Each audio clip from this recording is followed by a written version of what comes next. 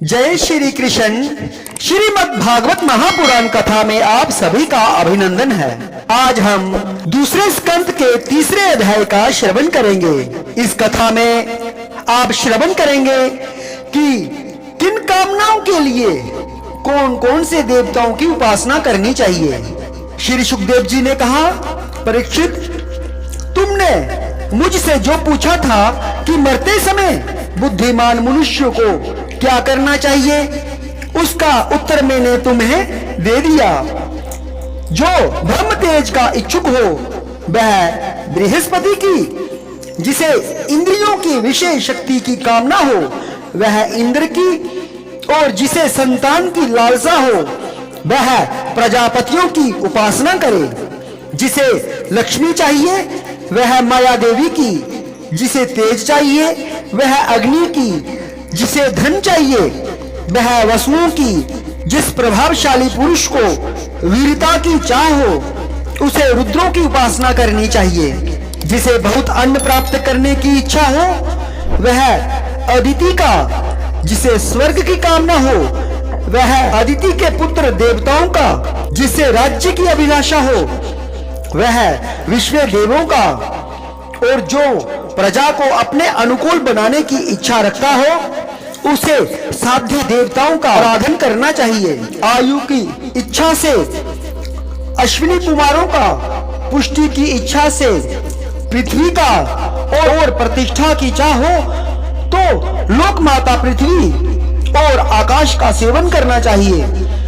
सौंदर्य की चाह से गंधर्वों की पत्नी की प्राप्ति के लिए उर्वशी, अप्सरा की, और सबका स्वामी बनने के लिए ब्रह्मा की आराधना करनी चाहिए। जिसे यश की इच्छा हो वह यज्ञ पुरुष की, जिसे खजाने की लालसा हो वह वरुण की, विद्या प्राप्त करने की आकांक्षा हो तो भगवान शंकर की, और पति पत्नी में परस्पर प्रेम बनाए रखने के लिए पार्वती जी की उपासना करनी चाहिए। धर्म उपार्जन करने के लिए विष्णु भगवान की, वंश परंपरा की रक्षा के लिए पितरों की, बाधाओं से बचने के लिए यक्षों की, और बलवान होने के लिए मरुदगणों की आराधना करनी चाहिए। राज्य के लिए मनवंतरों के अधिपति देवों को, अभिचार के लिए निरृति को, भोगों के लिए चंद्रमा को, और निष्कामता प्राप्त करने के लिए परम पुरुष नारायण को भजना चाहिए।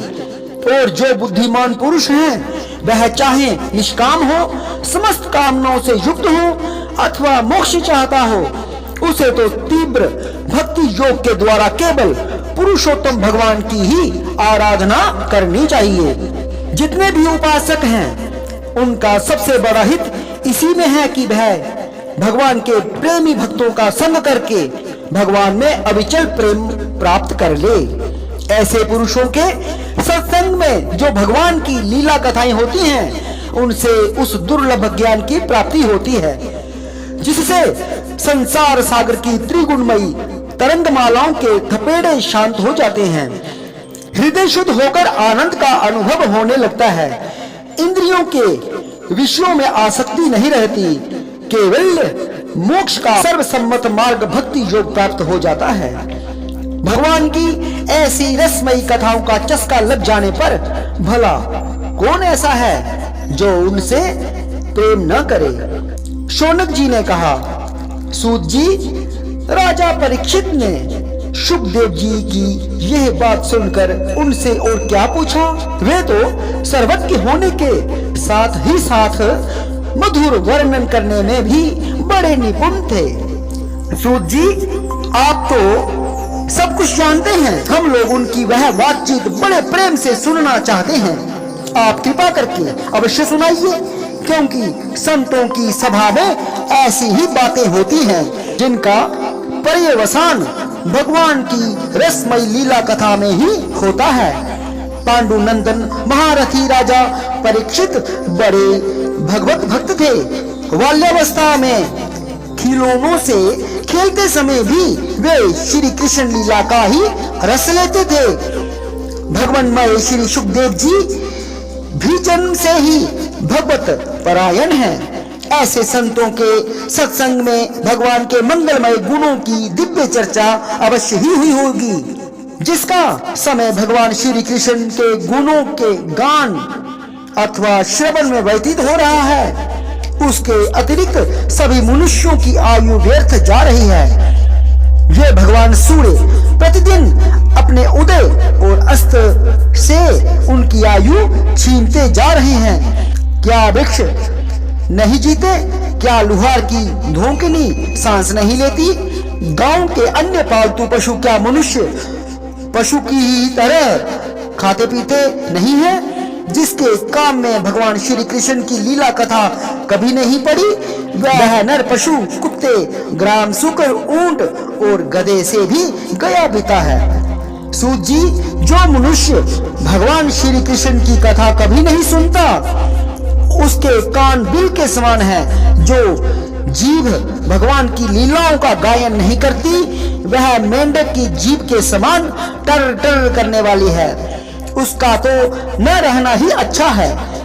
जो सिर कभी भगवान श्री कृष्ण के चरणों में झुकता नहीं, वह रेशमी वस्त्र से सुसज्जित और मुकुट से युक्त होने पर भी बोझा मात्र ही है। जो हाथ भगवान की सेवा पूजा नहीं करते, वे सोने के कंगन से भूषित होने पर भी मुर्दे के हाथ हैं। जो आंखें भगवान की याद दिलाने पर मूर्ति, तीर्थ, नदी आदि का दर्शन नहीं करती, वे मोरों की पांख में बने हुए आंखों के चिन्ह के समान निरर्थक हैं। मनुष्यों के वे पैर चलने की शक्ति रखने पर भी न चलने वाले पैरों जैसे ही हैं, जो भगवान की लीला स्थलियों की यात्रा नहीं करते। जिस मनुष्य ने भगवत प्रेमी संतों के चरणों की धूल कभी सिर पर नहीं चढ़ाई, वह जीता हुआ भी मुर्दा है। जिस मनुष्य ने भगवान के चरणों पर चढ़ी हुई तुलसी की सुगंध लेकर उसकी सराहना नहीं की, वह श्वास लेता हुआ भी श्वास रहित शव है। सूत जी, वह हृदय नहीं लोहा है, जो भगवान के मंगलमय नामों का श्रवण कीर्तन करने पर भी पिघल कर उन्हीं की ओर बह नहीं जाता। जिस समय हृदय पिघल जाता है, उस समय नेत्रों में आंसू छलकने लगते हैं और शरीर का रोम रोम खिल उठता है। प्रिय सूत जी, आपकी वाणी हमारे हृदय को मधुरता से भर देती है। इसलिए भगवान के परम भक्त आत्म विद्या विशारद श्री शुकदेव जी ने परीक्षित के सुंदर प्रश्न करने पर भी जो कुछ कहा, वह संवाद आप कृपा करके हम लोगों को सुनाइए। जय श्री कृष्ण।